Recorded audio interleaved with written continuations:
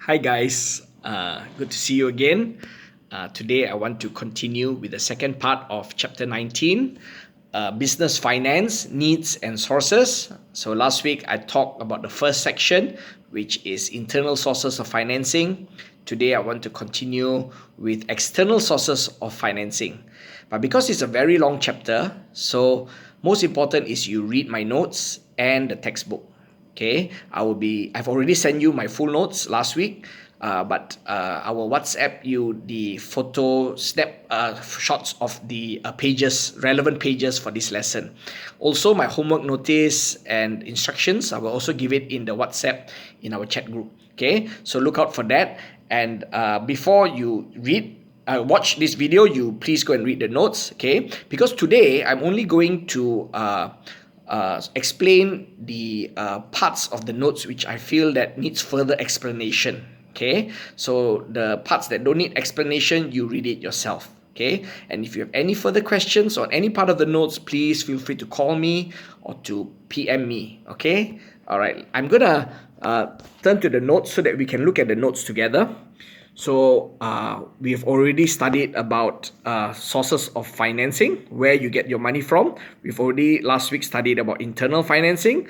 Today we are studying about external financing, which is sourcing money from third party, from outside the business. Okay, and in the notes you will see external financing can be further classified into either short-term or long-term external financing. Okay, so read my notes, read the chapter on this. Okay, so last week, just to recap, I already talked about the three sources of internal financing. That means finding money from within your own company. Okay, we talk about retained profits and owner savings. These are forms of cash balances. How much cash that the company, the business have in their bank account, okay, in their hand, so that they can use that money to pay bills or salaries when they need to. Okay, and retained profits and owner savings are the same thing. Yeah, the terms is just different. For companies, for incorporated business, it's called retained profits. For sole traders and partnerships, it's called owners savings. Okay, so I talked about this. You read in my notes. Okay, and third thing, third internal source of financing is the sale of existing business assets. Okay, either you have old underutilized furniture or any other fixed assets, unsold inventories, or you have amounts owing to you by your customers, the trade receivables. You can try to liquidate them so you get cash to use to pay off your debts, to pay off your salaries, electric bill that is overdue. Okay, so these are internal ways of sourcing money. Okay, so today we're going to talk about external sources of funding. And we will talk, the list will be in, we'll talk about short term, then only we go to long term sources, okay? So, or options of financing, okay? So, number one is overdraft. Overdraft for short is called OD facility. Now, facility is just another word for like a bank. Facility is also another word for a bank service, okay? It's just one service they offer their customers. Okay, so overdraft or OD facility is a type of bank loan. Now, you just need to remember when you're studying this chapter that the bank lends out different types of loan for different purposes. Okay, so overdraft is for just say you need quick amounts of cash. Suddenly you need cash to pay off salaries and you don't have enough cash in your bank account, so you get the OD facility. You borrow it just for a few days or few weeks, few months. Okay, it's a short-term loan and you quickly pay it back once you use it. Okay, because it's very expensive, very high interest rate. Okay, so I just give you an example by showing you what it means on example. ABC Sendirian Berhad. Let's say this company, they set up a bank account with Maybank. Okay, so they put in cash or cash at bank. Just say they put in the amount is 10,000 ringgit. Okay, so they open a current account. Current account is basically like a savings account for a bank. They put in cash and they can pay money, pay bills, or sell. They can pay money out of this bank account. Okay, and they can receive money from their customers into this account. Okay, so it's also called a check or checking account because the current account gives you a check facility. Okay, when you open an account, current account with the bank, they also give you a checkbook. Okay, so this is an example of the basic features of a checkbook. Okay, basically you have the date whereby you wrote the check. Okay, the format of the check is given by the bank. Then they have a column where it says pay to, means who do you write out this check, the money goes to whom. So just say I'm your supplier, you owe me some money, you write a check to me. Okay, just say the amount. I erase it here. Just say it's 5,000 ringgit. Okay, so if then you sign. So if you pass me this check, I take this check and I will cash it in at the bank. Then I'll get 5,000 ringgit. So what the bank does is they will deduct 5,000 ringgit from your current account. So your balance will be 5,000 and 5,000 will be credited to my account. Okay, that's how you pay me without needing to go to the bank to withdraw cash and pay me cash. Okay, that's a checking account. So now, but just say for an overdraft example, just say you owe me 20,000, but you only have 10,000 in your current account. So what you can do is you can still, if you have an overdraft facility with the bank, you can therefore issue me more than the amount you have in your current account. So just say you owe me 20,000. So you still write a check for 20,000. The bank won't say you don't have enough money because you have an OD facility. Okay, you get the OD facility when you sign up for the current account. You put in money, they give you a checking facility, a check facility. They also give you an overdraft facility. You can use this anytime. Okay, so you issue a check for 20,000. So the bank will deduct 10,000 from your account. So your bank account will now become zero. Okay, and the extra 10,000 is considered an overdraft loan from the bank. Okay, every month they will charge you very high interest. It's almost like Along, you know, you go to Along loan shark, the interest is very high. So you want to quickly pay back this loan. It's also known as a flexible form of financing because you can borrow as much or as little as you like.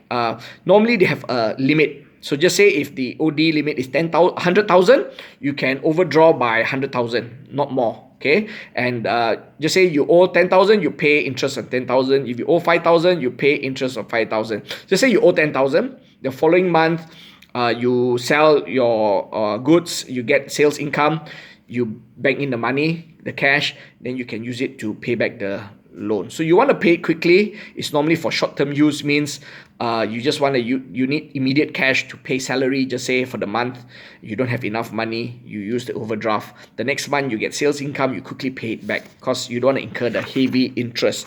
Okay, so that is overdraft facility. Read the advantages, disadvantages yourself. Okay, trade credit, you already know what it is, but just very quickly, just say your suppliers supply you raw materials and you have no cash to pay them immediately. You receive the goods, but you say I only pay you in 3 months time. If they agree, that's called a 3-month credit, for example. Okay, so it's like the supplier giving you like a free interest-free loan for 3 months because you owe them actually.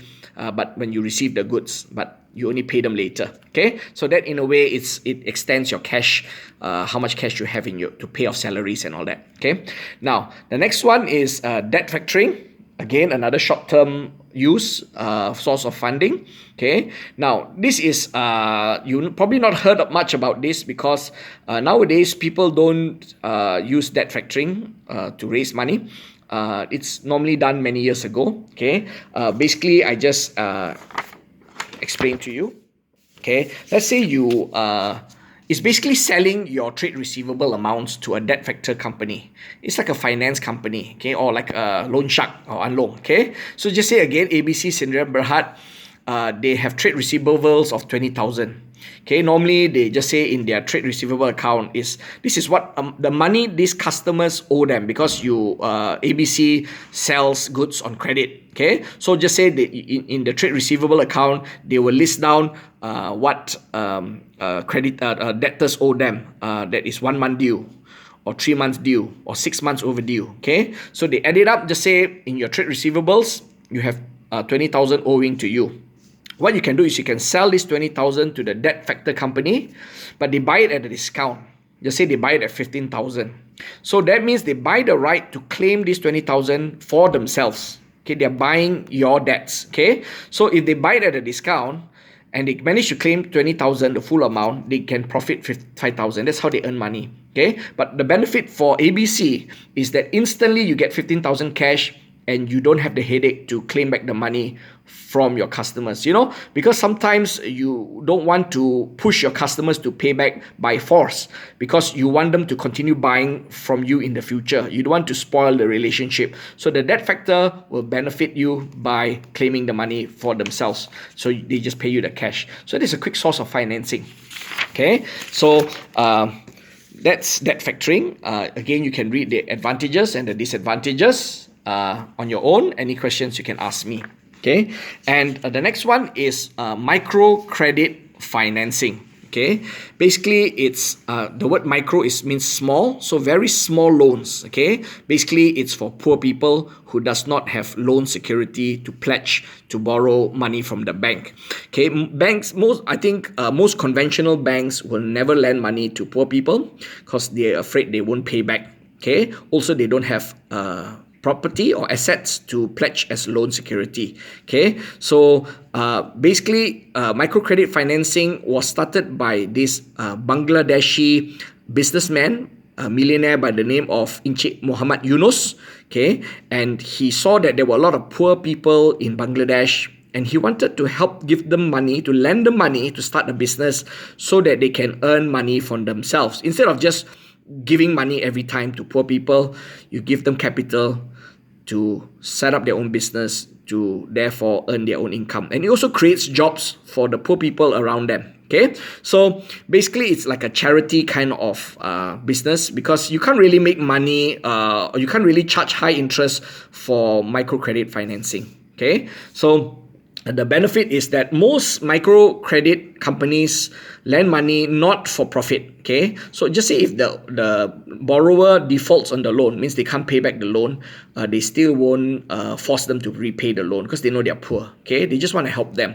Okay, but the issue is that they don't just lend money. There's a microcredit financiers don't just lend money to people, they also would mentor them. Okay, so they would have workers like guidance counselors or business consultants that they will send to visit these small businesses every week to collect the money, owe them the monthly repayments, as well as to advise them. They will ask them to report monthly or weekly how much they earn, how much they spend, and how to improve their business. Okay, they want to make sure they are successful. Okay, and they charge interest, and they make the borrowers pay back monthly, because they want to use the money to help other businesses as well. Okay, so they can help more companies. Okay, but this is a form of source of financing for poor people. Okay, share issue, basically companies or incorporated businesses can sell shares to raise funds. Normally it's to raise a large amount of money, okay,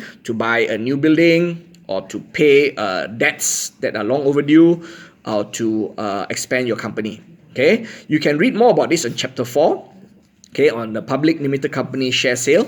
Okay, and basically you read the advantages yourself. Okay, it's not a loan, so you don't have to pay back, no interest to charge. Okay, but you need to pay the new shareholders dividends. And number 2, you are potentially losing ownership control if your company needs to sell a controlling stake in the business. Again, you can read chapter 4, you can understand this. Again, it's not for sole traders or partnership, only for incorporated business. Chapter 4 is all there. Okay, so as again a form of external. Now we are talking about external financing. Okay, and number 9, another option of raising funds is what you call hire purchase or HP loan. Again, it's another type of bank loan. It's usually used to buy a fixed asset. Okay, especially to buy motor vehicles or machinery. Okay, companies that want to buy cars or vans or trucks for their company, they use HP loan. Okay, even you, next time when you work and you want to buy a car for yourself, normally you get a HP loan. Okay, basically the asset that you buy, the asset itself acts as the loan security. You don't need another security. Okay, so just say you buy a car, the car itself is owned by the bank, all right, until you fully pay up. Okay, then they will transfer the ownership to your name. But as long as you haven't paid up the loan, the ownership is under the bank. So in case you cannot pay back, you default, they sell the car and get back the money. Okay, so the interest rate is also very high. Okay, but remember, if the exam asks you if company ABC wants to buy a car or any vehicle, what is the best form of financing? Always talk about hire purchase when you talk about cars or vehicles. Okay, specifically for that. Okay, so read the advantage, disadvantage yourself, but just note interest can be quite high. Okay, so the next is I want to talk about leasing. Okay, leasing is not a bank loan.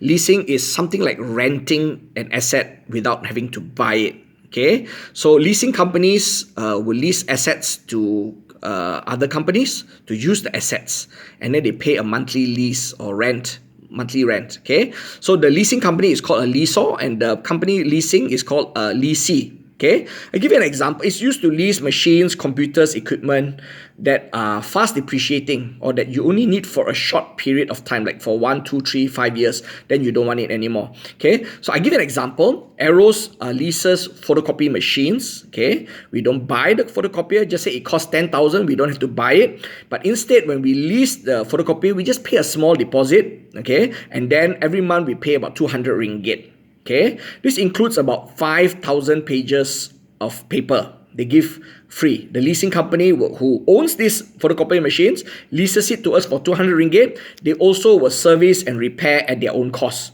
Okay, so another benefit of lease is you don't have to maintain your own asset. And number two, I don't want to buy the photocopier machine because in 5 years it will depreciate. Maybe it will be of very little value. And then in 5 years, the technology will be outdated. I probably will want to buy a new one. Okay, so no point to buy it and then cannot sell it for much and then buy a new one. So for such kind of assets, I rather lease. Okay, because I only pay like 200 a month. Okay, and it helps my cash flow. Instead of buying 10,000, cash goes out of my company, my bank account. I just pay 200 a month. So it's a form of financing. Okay, so it's like renting something. Now another example is like, for example, property developer, they build houses. So each project, they say they build 100 houses in a development. They need the tractors, cranes, and this kind of building equipments for only 2 years. Okay, so they don't need to buy it, they just rent it from a leasing company that leases tractors and cranes and all these things. Okay, so that's another advantage. So read it yourself, advantage, disadvantage. Okay, mortgage, or what you call property loan. So any property loan is called a mortgage. It's another type of bank loan. Okay, and it's only used to buy property, land, building, house. Okay, now again, just like hire purchase is for buying cars, mortgage is to buy property. Okay, so again, the asset that you buy is the loan security. Okay, the bank owns it until you fully pay it up, and if you cannot pay, they will sell that property. Okay, so loan properties are normally usually for a period of between 5 years to 30 years.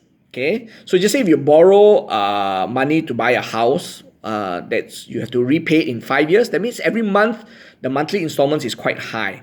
But if you stretch your loan to 30 years, means every month you just pay like maybe 1,000 ringgit a month. So the longer the loan period, the less you pay every month. Okay, but you end up paying more interest because every month you owe money, you have to pay interest on that loan. Okay, the faster you pay it off, the less interest you pay. The longer you take to pay it off, better cash flow, but more interest expense. Okay, so I forgot to say that hire purchase loan to buy cars and vehicles, normally it's 3 years, 5 years, or 9 years. Okay, for property loan, it's normally like 5 years or 30 years, maximum up to 30 years, 10 years, 30 years kind of thing. Okay, again, read the details yourself. Okay, now is debentures. Okay, debentures is not a bank loan. Okay, debentures is like a company borrowing money from another company, or sometimes even from the government. Okay, it's like a loan from other companies. So what you do, just say you are a company, you want to borrow, just say 10 million ringgit. Okay, you want to use it for 10 years. Okay, so you advertise you sell a loan certificate. So the person borrowing the money is called, or the person selling the certificate is called a debenture issuer. Okay, so just say another company, they have extra cash, they want to earn some interest income. They lend you the 10 million ringgit by buying the loan certificate, and they give you 10 million, and every year you will pay them interest. Okay, at the end of the 10 years, they will they will give you back the loan certificate. You pay them back the principal 10 million. Okay, so it's just a way of companies borrowing money from other companies, or sometimes you can sell to government. The government just they want to earn extra income. They might have extra cash that they don't use. They will buy the debenture from you. Okay, don't understand, you can ask me, but you read it yourself. Okay, so the person that's borrowing is called a debenture issuer. The person that is lending the money is called the purchaser of the debentures. Okay, and normally terms are usually long period, like 5 years, 10 years debentures. Okay, the term is basically when you pay back the original amount, the principal amount you borrowed. Okay, but every year the lender will earn interest income. Okay, so it's not a bank loan. It's not borrowing from the bank. You're borrowing money from other companies willing to lend you money for a certain period of time. Okay, now the next one is government aid, grants and loans. I've already taught you, read it yourself. Okay, but just note that loans again can be interest free or low interest. That means government lend you money without interest or with low interest. It's always lower than the bank interest, so it's worth it. Okay, now the next one is a very unique modern form of funding. It's called crowdfunding. It's not even in your textbook, but it's in other textbooks. And please go and research more about this online. It's very interesting. It's basically anyone can borrow money from the public by just advertising in the internet. And there are many crowdfunding sites or even phone apps that you can post your advertisement. Just say you want to start a food truck restaurant business, and you need 20,000 to to rent your truck, to lease your truck, and also to get kitchen equipment, okay, and to hire staff. So you just go on a crowdfunding site and website, and you say, I want to start ABC truck company selling wasabi burgers, for example. Okay, and any stranger who sees this ad, they want to give you the money, they give it to you. Most of the time, they don't lend you the money, they give you the money. So just say 10 people gives 100 ringgit, then you raise 10,000 ringgit. Okay, so if 10 people give 100 ringgit, if 100 people give 100 ringgit, then you raise 10,000 ringgit. Okay, so it's just like that. So a lot of people giving small amounts of money to raise. So sometimes you can say that, oh, if you give me money, I will give you 5 burgers free, because 10 ringgit is not worth much, right? Or if you give me 10 ringgit, I will just give you, I don't know whether they can even say I give you some shares in the business. Okay, I'm sure the amount must be bigger. Okay, but crowdfunding can also be used to raise money for charity. Okay, so you can research more on this. It's not in the textbook. I'm not very familiar with this, but just basically raising money from strangers over the internet, and many people giving small amounts of money to raise maybe even up to 50,000 ringgit, for example, for any cause, for a business or for a charity. Okay, that's crowdfunding. So read the advantages, disadvantages yourselves, and you can check it out in the internet. Okay, so basically that's it, guys. I don't want to take so long. Any questions, please again PM me. Okay, next week I'll talk about factors to consider before deciding the best finance option. Okay, things to think about before you decide which form of financing is best for your business purposes. Okay, so guys, I hope that you would study hard. Okay, don't waste time, please. I heard some students, they just try to do the homework without reading my notes, without reading the textbook. That's not the purpose of homework. Homework is to test your understanding of what you have already studied. So study hard and watch out for the WhatsApp notice on homework. And about this Wednesday, I will see you soon on Wednesday, 1:30 p.m. I'll also send you some reading materials to prepare, some questions for us to discuss for Wednesday. God bless you guys. Bye-bye.